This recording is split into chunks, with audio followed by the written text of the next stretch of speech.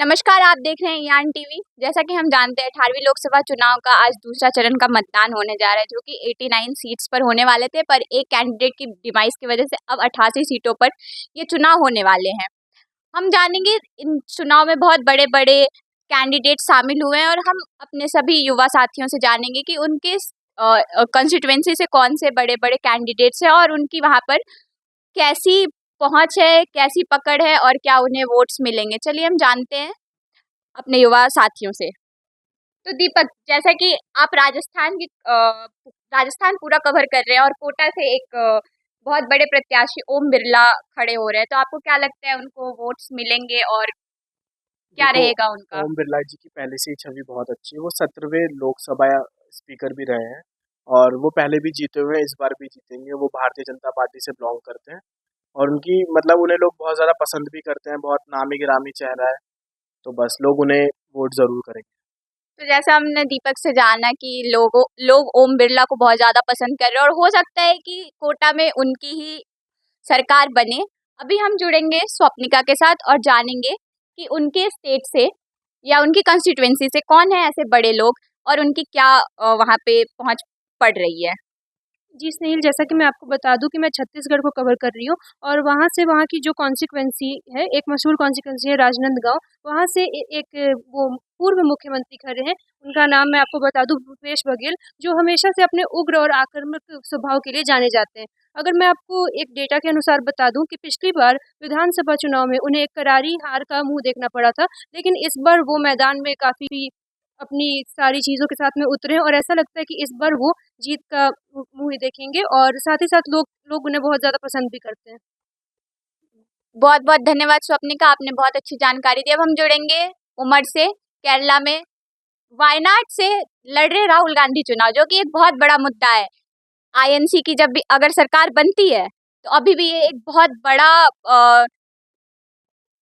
Confusion है कि prime minister की सीट पे कौन बैठेगा। तो Umar, what do you think, Rahul Gandhi will win the Wayanad seat in Kerala?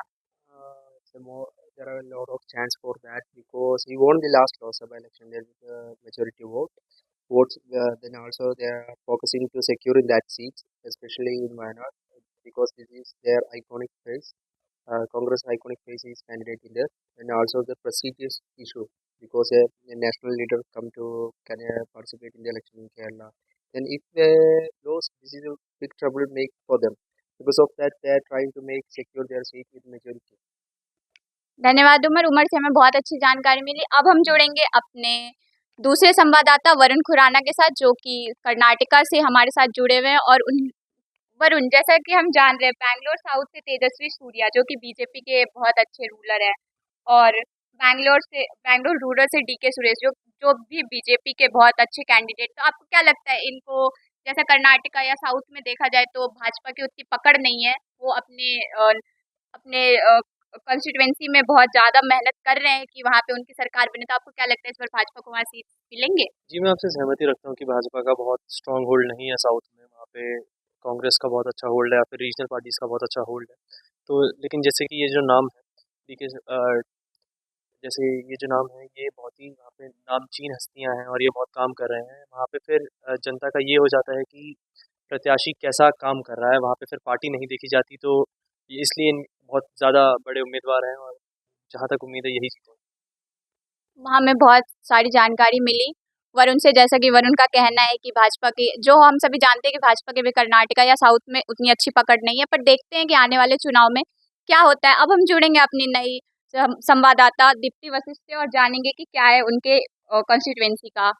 Gautam Buddh Nagar seat से महेश शर्मा प्रत्याशी हैं बीजेपी के। पिछले 2 बार से सांसद रहे हैं और दोनों बार बहुत अच्छी बहुमत से इन्होंने अपनी ये सीट जीती। इस बार भी बीजेपी ने बहुत सोच समझकर इनको टिकट दिया है। उम्मीद है कि यही जीतेंगे। साथ ही कॉम्पिटिशन की अगर बात करें तो समाजवादी पार्टी जो इंडिया गठबंधन के साथ है, कांग्रेस के साथ है, तो यहाँ से राहुल अवाना खड़े हो रहे हैं, जो गुर्जर कैंडिडेट है, और इस तरफ फिर ब्राह्मण कैंडिडेट है। ये कास्ट से तो बहुत ज़्यादा करते ही हैं, लेकिन देखते हैं इस बार। मतलब आपका कहना है कि अभी जो आपकी कंस्टिट्यूएंसी है उसमें कास्ट के बेसिस पे वोटिंग हो सकती है? वोटिंग तो नहीं, लेकिन कैंडिडेट ज़रूर उतारते हैं ये। वोटर्स तो अपना यही देखते हैं कि जो उनके लिए काम करे, डेवलपमेंट के लिए काम करे, उन्हीं को ही वोट देते हैं।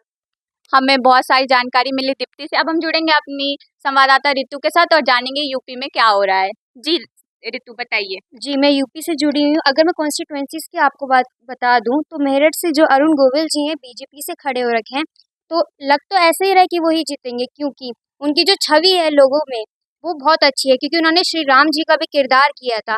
तो कौन होगा जो उनको नहीं जानता होगा, क्योंकि छोटे से छोटा बच्चा उनको जानता है, उनका नाम से ही उनको जान जाता है। तो लोगों को ऐसा लगता है कि क्या पता वो आ जाएँ, तो फिर अच्छा खासा डेवलपमेंट हो। और दूसरी मैं कॉन्स्टिट्यूएंसी से बता दूं, मथुरा से हेमा मालिनी खड़ी है जो बीजेपी से। वो देखा जाए तो एक्ट्रेस भी हैं, डांसर भी हैं, मतलब वो जिस फील्ड में जाती है बहुत अच्छा ही करती हैं, तो क्या पता वो आ ही जाए तो आपको बीजेपी क्या लगता है ऑपोजिशन इतना अच्छा काम नहीं कर पा रही है यूपी में कि उनकी सरकार आएगी? अपोजिशन अपना बेस्ट ही करेगी। जो पार्टी खड़ी होगी वो यही चाहेगी कि मैं ही जीतूं, लेकिन इनके लिए अलग ही चीज़ होगी, क्योंकि हर फील्ड में जाके अपना बेस्ट ही देते हैं। जी, जैसा हमने देखा रितु से भी हमें बहुत अच्छी जानकारी मिली। अभी देखना ये है कि किस कंस्टिट्यूएंसी से कौन से बड़े नेता उभर कर सामने आते हैं। ऐसी खबरों के लिए देखते रहिए आन टीवी। धन्यवाद।